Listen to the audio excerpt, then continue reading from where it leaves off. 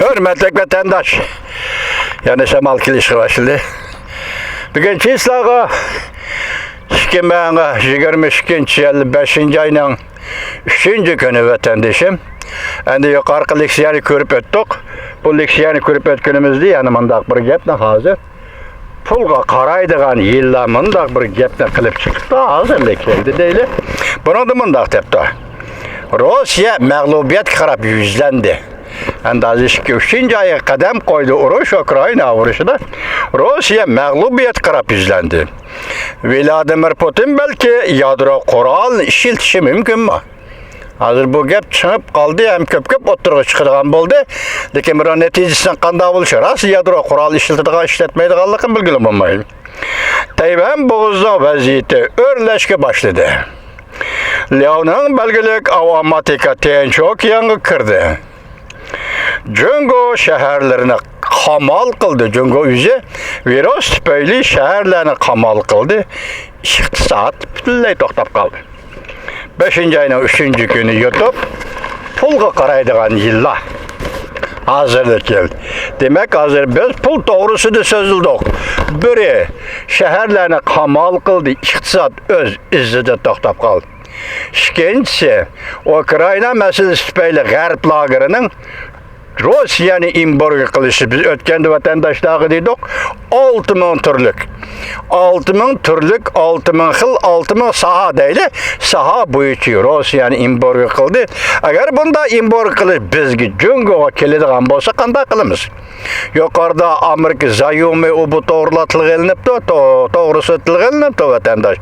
Jungoni ansiraydigani bo'lmasa emas. Devlet egeligideki karxanalar, yak şirketlerinin Amerika'daki məbləği, Amerika'ya selingan məbləği, bunundan devlet degen isim qoşulgan məbləğ ve kapitalının nemi bulup ketişten cöngoluk Xitay devlet rəhbərləri bunu da ensirmeydi vatandaş. Ensireydiğini bu xiyanetçilerinin xiyanet kılıp koygan pulunun belki mutlak kök kısmı Amerika'da. Eniden başka yan şu, G'arb devletleri mesela Angliyada, mesela Şveysariyada degandek pul mana mushiyada to'g'tidigan pulmi Amerika Qo'shma Shtatlarining balki mushudir. Chunki Rossiyaning pulini to'nglatganda Rossiya Markaziy bankisining dollar kapitalini to'nglatdi. Shuning bilan birga Rossiyalik xususiy savdogarlarning Angliya, Germaniya, Amerika qatarlıq devletlerge sağlam məbləğlərini hamısı to'nglatdi. Ansiraydigan nokta Xitayning mana bu nokta. Yani şəxsning, xususiy şirketlerinin puli ve bunun taşıyın en mühimi Xitay əməldarlarının, xiyanetçilərinin puli. Bu pulunu to'nglatsa qanday qilamiz? Hozir Markaziy banklar, xalqaro banklar bilan birlashib etayotgan yergan bu qanday davlat iqtisodiy ish og'ritib emas. Belki xiyanetçilerin pulunu qanday qilamiz.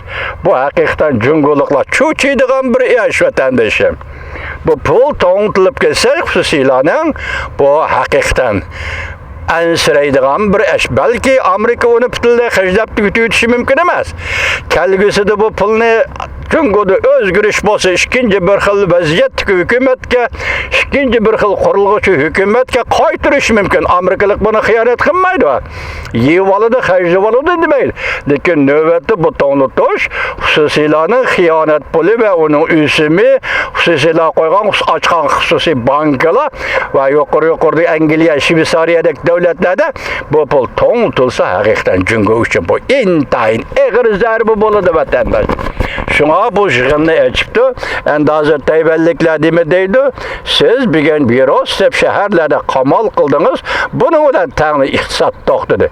Demak, iqtisod halokatga yuzlandi. Hokimiyatchi, siyosiy hokimiyatchi ham bu halokatga gumron bo'lish yuzlangan bo'ladi vatandosh. Mushundoq vaziyatda hozir Jungo Kompartiyasining holi bu, Rossiyaning holi o. Endi mushu paytda Rossiya bilan Jungo Kompartiyasi bir-biriga yo'lanchiq bo'la olishi mumkinmi? Bir-birini qo'g'lab qola olishi mumkinmi? Rossiya Jungo munosabatining hozirgi holati va bundan keyingi qisman holati nima bo'lishi mumkin? Ko'rib beqing. Yoşuran qo'llayotdi deyildi. Oshkora qo'llashga Jungo Rossiyani oshkora qo'llashga mumkin bo'lmadi. Madad berishga mumkin bo'lmadi. Harbiy qurol yarog' yetkazib berishga ancha-muncha xabarlar chiqyotdi, lekin mumkin bo'lmadi. Chunki Jungo xalqaro jamiyatdan qo'rqdi. Buning uchun Rossiya qanday inkas qaytarishi mumkin? Bugun bir mavzu kelib qoldi. U mavzuda nima deydi desa, hozir Rossiya bilan Jungo o'zaro bir-birini ayblashga boshladi deydi. Chunki bu o'ttirib tuzilgan maxfiy kelishim bo'yicha Jungo Rossiyaga nima qilib berish kerak edi? Rossiya Jungoga nima va'dalarni berish kerak edi?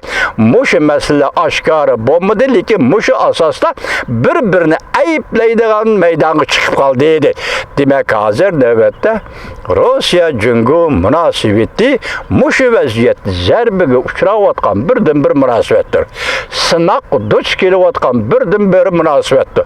Balki tavrinish holatida turayotgan birdan-bir munosabatdir. Vatandosh, Rossiyaning holi shu kunga qapti. O'rta Osiyo davlatlari nima o'ylayotdi? Mushu kunda O'rta Osiyo davlatlari Shanxay birligi tashkilotini o'ylayotdi taqdirini.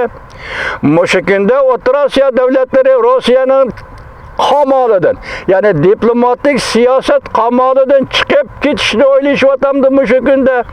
Masalan, O'rta Osiyo davlati Rossiyaning Tojikistondagi harbiy bazasini chekindirish to'g'risida o'ylashyapti mushu kunda.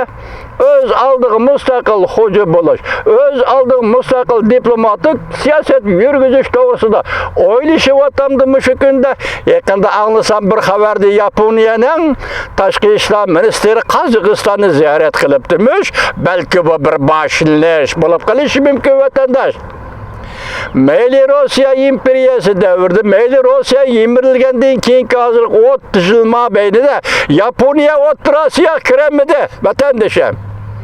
Shundaqla sizning Turkiya qarindosh davlatingiz O'rta Osiyo kiramidi Rossiyadan qo'rqdi. Ey sen Yaponiya, sen Turkiya qo'rqayotgan Rossiyani bugun 40 million nüfus va Ukrain mag'lubiyat yuzlandi dedi. Endi mushu paytda Yaponiya O'rta Osiyoga kiramdi yo'q. Türkiye O'rta Osiyoga kiramdi yo'q. Bu bir kun tartib yoki sening oldinga kelayotgan siyosat, sening oldinga tashlangan bir tanlash. Siz diqqat qildingiz, bu 30 yil mobaynida Yaponiyaning sanoat qo'shinlari O'rta Osiyoga kirish kiramidi? Turkiyaning sanoat qo'shinlari O'rta Osiyoga kirishga kiramidi? Nimadan kiramidi, nimish kiramidi? Rossiya degandan qo'rqdi. Vladimir Putindan qo'rqdi. Endi hozir Vladimir Putin o'zining ko'yida qoldi, o'zining jenida qoldi. Hozir xiyoli va davlatning istiqboli va o'zining siyosiy hokimiyatining istiqboli masalasida qoldi. Yaponiya O'rta Osiyoga kiralamsiz. Turkiya O'rta Osiyoga kiralamsiz. O'rta Osiyo davlatlari tashqi siyosatingizni o'zgartiralamsiz. Mustaqil, hammadan mustaqil fikr qiladigan bir davlatga aylana olamsizlar O'rta Osiyo davlatlari.